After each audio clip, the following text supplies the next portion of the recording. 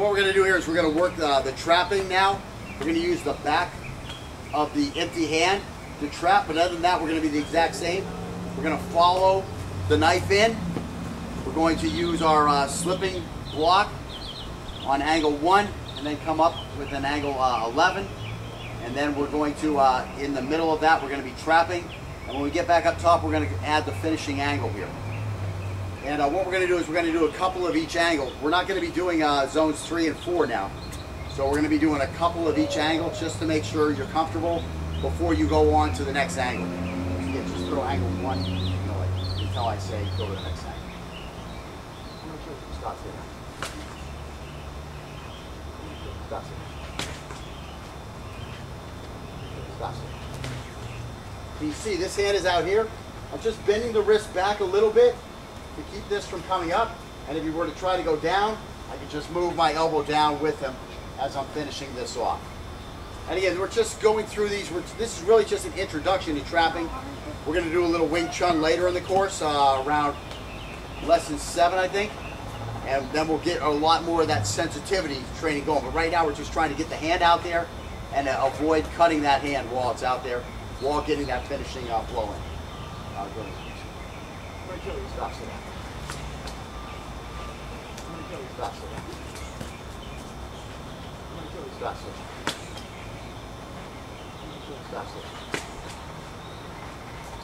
Stop so that. Stop so that. Stop so that. Stop so that.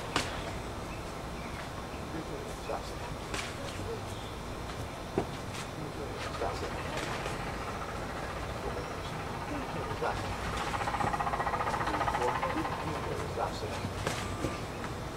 So here I've still got to hollow out, kind of attack that blade from above as it comes at me. I got to let it go by before I can even think about trapping it. But again, the trap or the catch is to keep his hand from being freed up while we continue to cut him up. Stop.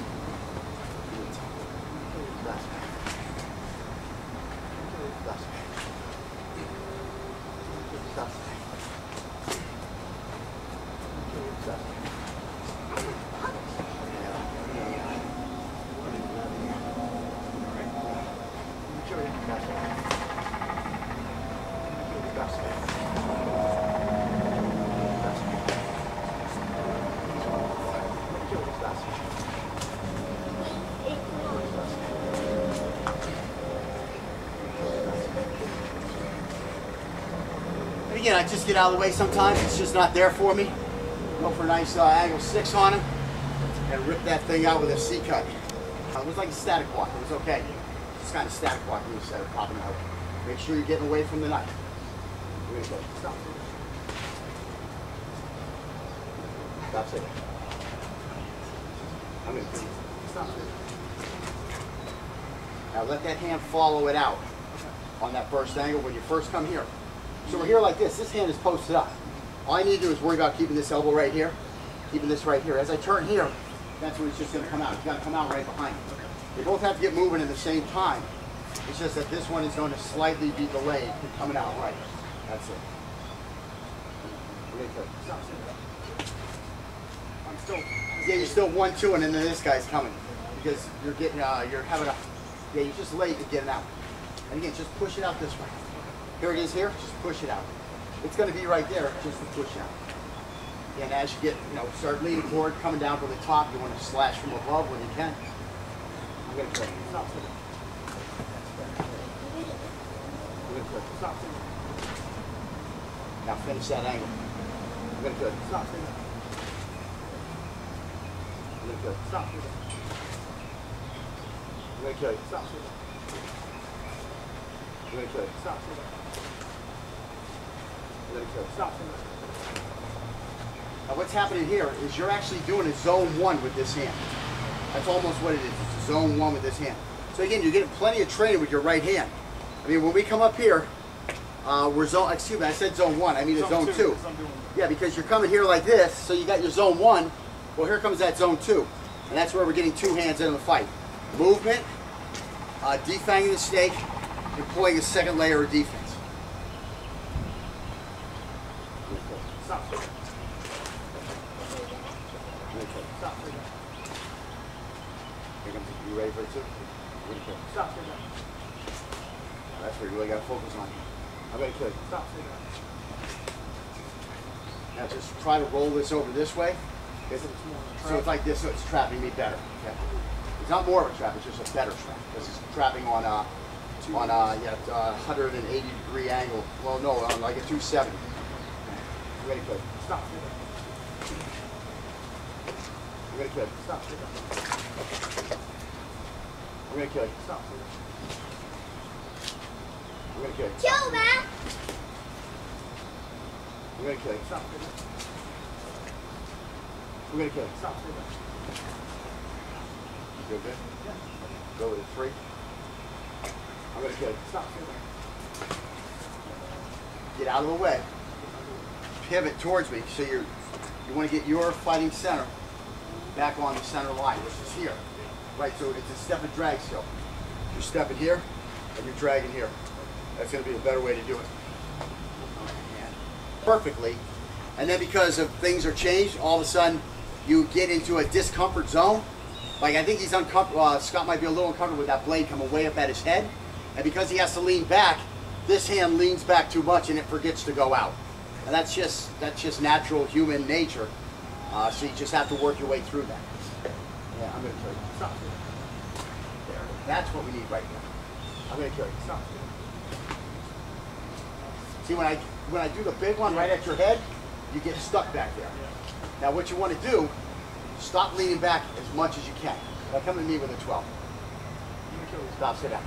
See where I'm here? I still want to be leaning forward. You always want to, whenever you can, you want to get on top of it instead of being back here on your heels. Once you're on your heels, it's too hard to get your movement coming back, and that's your problem here. So jump further, more of a bunny hop, and then try to get back down here where you're on top of things, and this is going to go out easier. Okay. And I'm going to stop. Now the most important thing is the ones you're having the hardest time with, which right now he's having a hard time with this 12 because it's all up in his face, and he's definitely got to get out of the way. Again, the way he's throwing the technique is we're getting ready to collide over here. He's almost moving into the path of the angle. So that's the hardest one for him to avoid. So this is the one he has to work hardest on to make sure he gets good movement out of the line of that attack. Now here's the thing. Once you see that this is the hardest one to stop and you have to do the most to get out of the away of the angle of the attack, this is the movement you have to use on all angles. Because you can't say, oh, this is a 3. This is an easy one. I'll just step here. This is an easy one. I won't do much work. Well, guess what? On the day the real knife fight starts, you don't know what angle he's coming with. So your only choice is to make sure you get out of the way of the one that you're going to have the most problem with. And that's where you have to train yourself to at a minimum. So again, when you come with a 12, this is the one that I have to be ready. See how far I am away from it? This is the one that I really have to be ready for. And now, bam, bam, bam, whatever I'm going to do here. Okay? So that's what you really have to think about. Try to get everything a big jump. Now, a lot of times I don't jump that big with my 12 because I'm pretty good at blocking the 12. So I catch that early. Okay? And also with the way I'm going to knife fight in general, I'm going to catch stuff a lot earlier, which we're going to. So sometimes I don't give the best example because I'm working on another drill, on another lesson, on another level further down. You know? But for you, that's what you really have to address. Just make sure you get out of the way, but making sure you have a platform that you can attack from. Okay? So a couple of bumps. I'm going to kill you. And with you, that big body, just leaning in, it's going to move you a foot closer to you. You know what I'm saying? And I'm going to kill you. I'm going to kill you. I'm like moving way up. Right, which is what you want. Well, the further you can come towards my flank, the better. But with a 12, that's a problem because that movement puts you right in the angle of the blade. So you really have to get on top of that blade earlier. You know what I'm saying? And anytime you can work on these techniques, which we'll really get into that into the next one, we're going to start trying to catch that angle earlier and earlier and earlier, as early as you can. But again, when I become a real fighter, I'm going to be doing 2. it depends on your style. I'm a 1. I'm going 1 all the time. There's never any question in my mind. Where am I going? I'm going this way. Unless there's a wall here, I'm going this way. That's the way I'm going to be. Okay? This way I don't have to think. I don't have to try to interpret this angle as it's coming at me and say to myself, do I do a 1 or do I do a 2? That's going to be a lapse, okay? Now, if I've trained and I've trained and I've trained and I've done this for 3 years, okay, I'm probably going to be able to tell where this thing is going until he throws a fake at me. Right. Then I'm going to be screwed. Maybe he's going to fake me into a zone 2 so that he can now throw the angle that's the worst, that's the hardest for me to defend with a zone 2. Okay, that's a smart fighter, right? So yeah, now he's going to get me walking right into this thing. Okay, and there's guys out there that are thinking at that level. Okay, they may do it by mistake. Okay, you don't know. But here's the thing: if I know I'm always going to 1, and I'm prepared for all 12 angles on 1, I don't need to make any other decisions. Just go 1. Oh, there's a wall here. Well, I'm prepared for all 12 angles from zone 2 also, so I can zone 2 that also. Okay. So I've got them all covered. I don't have to think, am I going this way or am I going that way? No, when you move, I'm going one way. If you feint, I'm just going again to that direction. If it's a multiple feint, I'm just going again to this direction. And when something finally comes in, it's going to meet a defang and a secondary block, okay? That's the thing. That's like I say, you know, when I jump those little things and then I get like this is where I'm really going to be in the fight. My feet are going to be going. And I'm going to be ready to hop, hop, hop if he comes at me with a 3-angle attack and I miss on the first one. Well, I got to be ready to hop again because that second one's coming. And that's what you really have to think about. That's why that movement is so important. So again, there's never bad movement if it gets you off the line of attack. Okay? If it gets you off his angle of attack, his line of attack, that's good. Whether you defang or not, he has missed you because you got off the line of attack. Now, because you got off the line of attack, you now control the center line because your fighting center is on the center line. I have to turn before I can attack you. And in that moment, that's when you're going to launch your counterattack. Okay? And that's where you're going to have your greatest chance for success. Now, if you don't, well, it doesn't matter because when I get back on line and I attack you again, you're just going to jump off my line of attack again, okay? Off of my fighting center again, and you're going to move the center line again. And I'm always going to be behind you in this movement. And eventually, something's going to happen. You're not going to get up the line of attack well, or you're going to get that cut in before I can get back on the center line, before I can get my fighting center back on the center line. That's the whole strategy behind this system, okay? Where movement becomes the most important, and then because we're moving, he has to move into us, and that's where we defang the snake, if we didn't get it on the first try. You know what I'm saying? And that's, again, you know, come at me with just an angle 1. Okay, so I jump too far, well, look, I have this one coming back up, right? If your knife is still out there, I have 2 shots at it because I've trained this in, okay? That's the big thing. So that's, I mean, we just have level after level of reserve, or level after level of protection because of the system that we're training you in. But that's the whole thing, that's the whole concept behind it. Okay? And let's see, I mean, that's one of the big fundamentals, is that we aren't defending on one. Just throw a nice slow angle 6 at my face. This isn't what I'm relying on. Okay? When I say throw an angle 6 at my face, I mean literally try to put the knife on my face. Okay? This isn't the only thing I'm depending on. Oops, I missed. You got me, right? Now go ahead and see. So if I start moving, go ahead. if I keep moving, you know, now I start adding this, now I have a whole lot better chance to get you somewhere. You see what I'm saying? Because I have these multiple levels. Now throw another one. You know, now I start catching this thing, and now I can just go to town on it, which I would never want to do. I would want to throw it here. But that's what the multiple layers do. And again, if once I use one multiple layer, I can use it again. I can just keep using it again and again and again. You see what I'm saying? So that's the nice thing about this system. But that's why I say either be a guy 1 or be a zone 1 guy or be a zone 2 guy, because it takes the thought process out of your mind. Now you got to do is get the hell out of that way and hope there's something you can have. And if there's not, well, just get ready for the next one. It's coming again. Now he might get tricky and try to throw one of those hard angle ones at you. He might try to throw, I mean, he might throw an angle that's hard for a zone 1 to defend. Right. But what he doesn't know is you practiced against that already. So now you throw that zone 4, that angle 4, throw that angle 4, so you know, here I am there. You're still in trouble. You're still going to be screwed. You're not going to be able to throw something at me that I haven't seen, and that's why we make sure you get to see all the angles. Okay. So again, 12 at you. I'm coming at you again, 12. And I'm going to kill you. Stop. See, that's what we want right there. And believe me, you're going to get me somewhere. You're going to get me somewhere. I mean, you're staying in all tight. You can reach out a little bit as you get more comfortable. You're trying to keep that tight little package, which is good when you pivot. When we have blades out here, you might have to reach out to get what you want. Okay. And again, once you get what you want, you know, then we're going to finish the fight. Okay, so anyways, right hand or something? So going to right hand, yeah.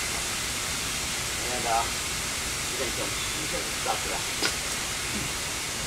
That's all we're really worried about right now. Stop to that. Stop to that. Now one thing I do is when I do have to lean back, I make sure I go down here, right, and I lean back here, because that center of the gravity makes it easy for me to use momentum to come back in and get over the top. Okay? So when you step out the side, you have to lean. Definitely don't take yourself up and lean, because all your momentum's going that way, and now it's real hard to get going back to this direction. But if when you do that, you take this leg up a little higher, okay?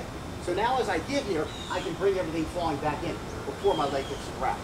Okay, that's called violent knees, which we work a lot on in the empty hand thing, but it's helpful here too. I mean, we did do it with our lunge attack, right? So basically we're still doing a lunge attack. We're just doing it off to the side here. So watch the way when I lean back, how when I land and my drag pivots everything back down, even though I'm going to start way out to the side. So I'm here like this. See the way that works? That's because when I landed low, and then when I did this leg kicked this way, and I just kept everything stiff, and it leans right back in. So now I'm back on top of it, and now guess what? Now I'm in that platform where I can move forward again. And so you're still coming over. Stop, sit down. Stop, sit down.